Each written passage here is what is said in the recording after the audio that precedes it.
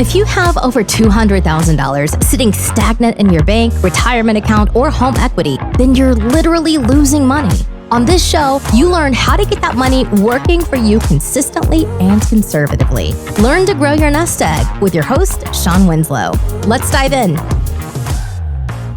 What's going on, everyone? I'm Shawn Winslow, and this is the Multifamily Money Podcast. Welcome back to another Finance Friday episode.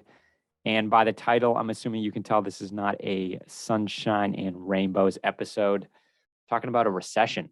I'm sure you all have seen this in the news, over social media. Are we heading into a recession? And we're in interesting times, to say the least. And today I just wanted to go over, what is a recession and what historically have been leading indicators. And unfortunately, I don't have a glass ball and I can't predict where we're headed, but based on a history and my experience in finance, I can tell you kind of where I feel we're at. So first, let's just get into simple, definitions. First, what is a correction? And when we talk about a correction usually when it's looking at a major indices, so like the S&P 500, and there's no clear definition, but a general rule of thumb is when you see a major index like that, like the S&P 500, contract by 10% or more, so it drops by 10% or more. And then next is what is a recession? So when we look at a recession, again, there is no really defined, definition. Usually, what they call a recession is when you see the economy's inflation-adjusted GDP has declined for 2 quarters or more. Generally, that's the rule of thumb, and you see a significant decline in economic activity spread across the economy, and this is lasting for usually 2 quarters at least. It's really visible in real GDP, real income, employment, industrial production. So what manufacturers doing, especially for durable goods, so like equipment, big purchases, and then also wholesale retail sales. So what is the consumer doing? And this is generally how we track a recession or pinpoint a recession. So for instance, the most recent one, technically you could say it being 2020 was a correction in a short recession, right? But it bounced back really fast. But the big one we all know is 2008, right? And then the next would be a depression. And we've all heard about that before when it comes to, the Great Depression of the 30s. And the difference between a recession and a depression is just the severity of it and how long it lasts. So you're still looking at the same, leading indicators that we just discussed when it comes to a recession. It's deeper, right? And it goes for a lot longer. So where are we at today? We all know we're in interesting times, right? The cervasis sickness is still here. It looks like there's some light when it comes to that, right? It looks like a lot of cities and states are opening back up and taking away mandates, right? So, but it's still not out of the woods, and we never know what they might do in the future when it comes to that. Obviously, we still have supply chain issues where you can't even get things, and if you can, prices are, significantly up. We just had CPI was released where, consumer price index for, inflation, it's at 7.9%. So it's up again, nearly 8% inflation. We all know the real number is well above, 10%, probably somewhere between 15 and 18, maybe even 20, who knows? But, we've also seen what's going on in Ukraine and that humanitarian crisis, which will, affect a lot of the world, especially when it comes to energy prices, right? Because Russia is one of the largest oil producers in the world. And we've already seen it at the pump. I just filled up the other day and it was well over 4. I've seen places where it's well over 5. And then obviously in places like California, it's at around $7 a gallon. So we're in crazy times. Hopefully there is some good end in sight. But as of now, yeah, there's a lot to question in where we headed, right? We've seen the stock market is down. If you look at the major indices, the Dow Jones is over 4.5% down 4.5% in the last month. And for the last month, the S&P 500 is down over 3.6%. So we've seen quite a bit of, contraction. And if you're looking at year to date on those, the S&P 500 is down over 11%. And for the Dow Jones, we're down not over 9%. We're seeing a contraction, right? Or excuse me, a correction, right? Over 10% on the S&P 500 year to date. And so where are we at? We're talking about rates going to be going up, right? Tapering, they're going to be buying back less bonds eventually to a point where they're not buying anymore. At least that's what the Fed indicated early on. Now this could all change with the recent events that have happened across the world. But all this is just like simmering to the surface, right? And where are we? Are we actually going to head into recession? And what I want to talk about briefly is some of the key leading indicators that economists look at that have helped predict recessions in the past. And let me preface it by saying, this is not a rock solid way of doing things. Like what I mean by that is it's not guaranteed this is a perfect prediction. Okay. But it's one of the best we have.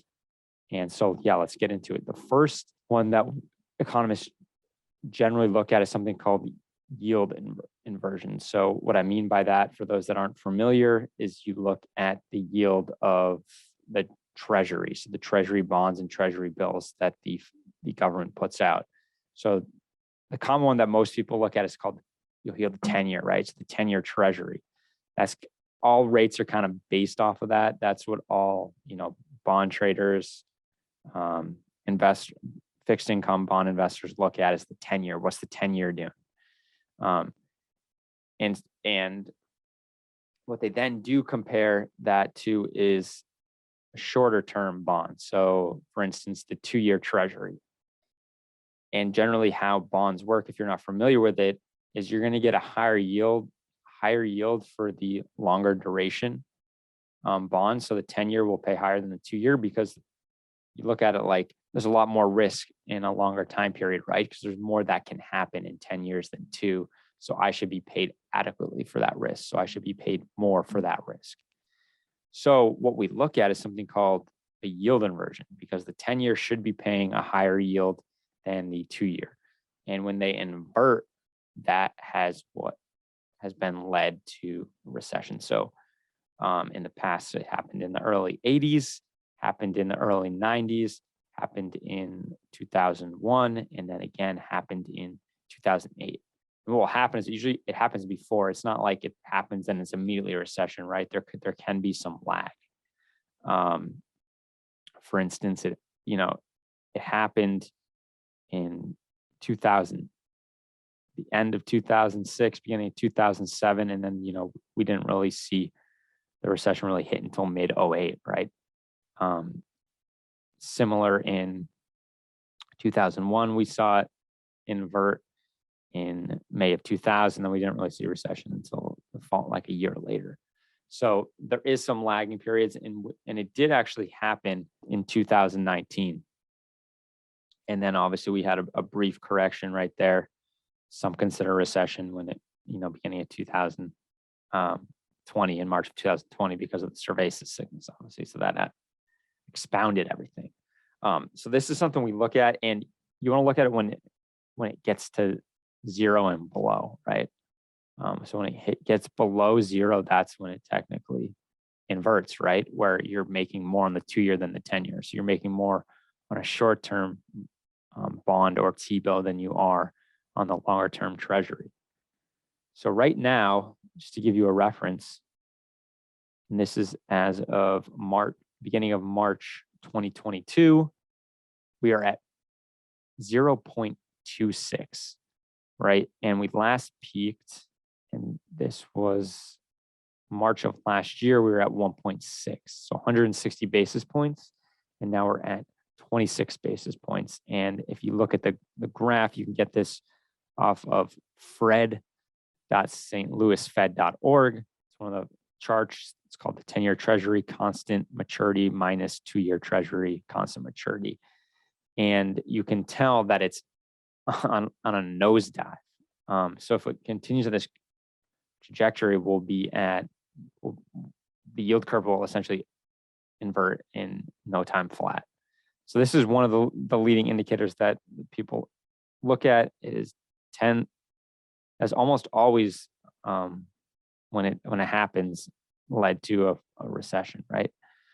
There's one time it didn't, 1966, but other than that, when this has happened, a recession has followed. And then another one that a lot of people look at is the ratio between oil prices and GDP. So the percentage of energy to GDP. And as we know, gas and oil are spiking right now. So this is going to increase that percentage of oil to GDP. We saw it happen in 2008, happened in 2001, happened in the early 90s. And if you look at that chart, which you also can get on Fred, it is drastically going up. We're almost, we're on our way to where it was in 2008. So this is another leading indicator. Now, again, this is not a perfect prediction, but this is one of many that economists look at.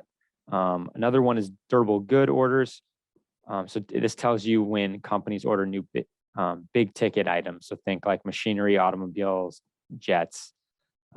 This isn't the same as consumer purchase. So think of like big ticket items that corporations are buying.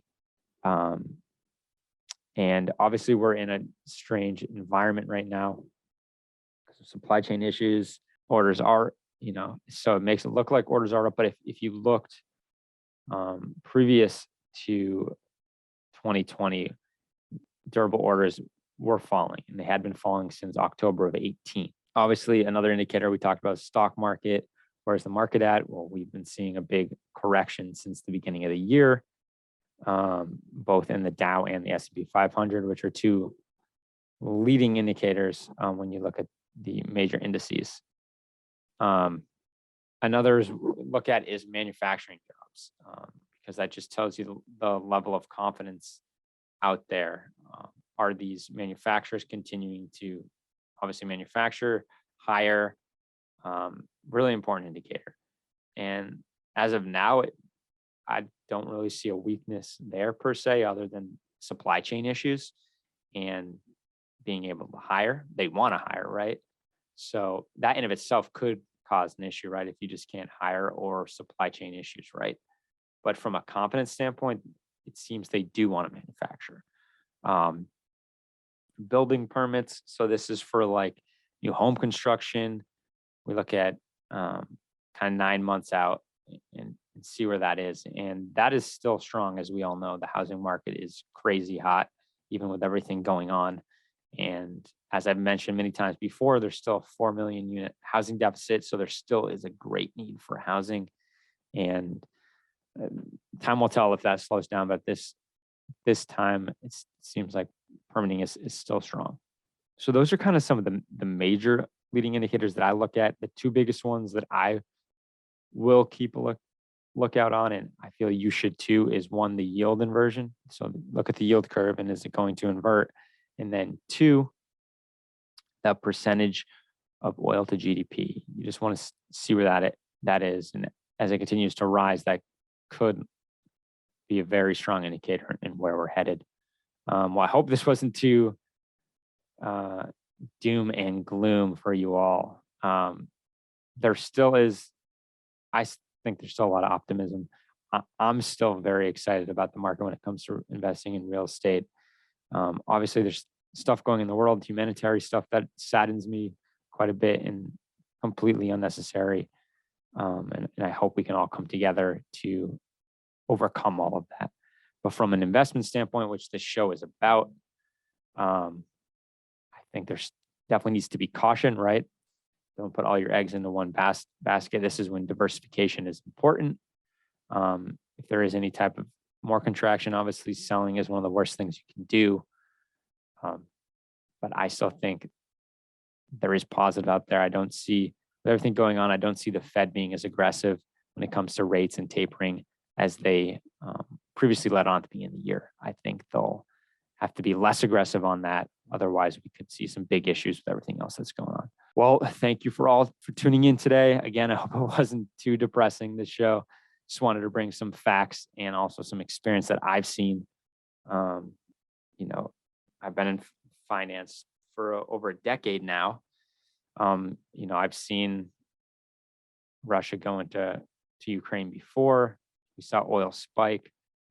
I've seen the Fed raise rates and taper before, and that led rates to rise and the market to crash, and then they pulled back, right? And I kind of see we're in that same scenario right now. So I think just stick to your guns, be a very prudent investor, don't overshoot. It's time to be conservative and take the best shots when they come up. All right, everybody. Well, thank you for tuning in, and I will catch you in the next one. Hey, this is Shawn Winslow.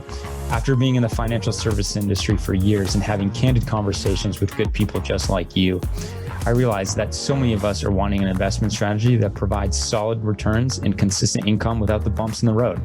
There's little known secret that your financial advisor doesn't want you to know. There is an investment out there that is less volatile and the returns are stronger. Get more details by going to greenbriercg.com and clicking on the free e-report. And by the way, if this show has provided you any value, then feel free to leave an honest written review and of course share it with a friend who needs it. See you next week for another great show.